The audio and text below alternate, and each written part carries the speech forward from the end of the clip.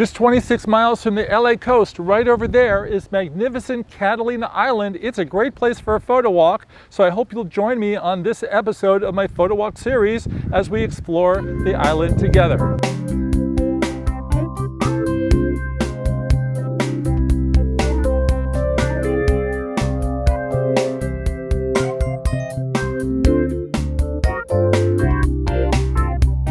Going up to Ballast Point, which she says is, I'm gonna come right over here.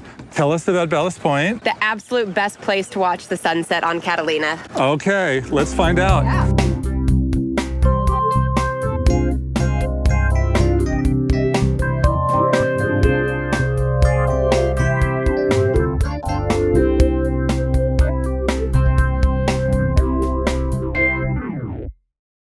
So many of us are not traveling during the pandemic, but that's going to change real soon, right? In the meantime, how about a little armchair traveling? Please join me and watch this episode of Photowalks from Catalina Island.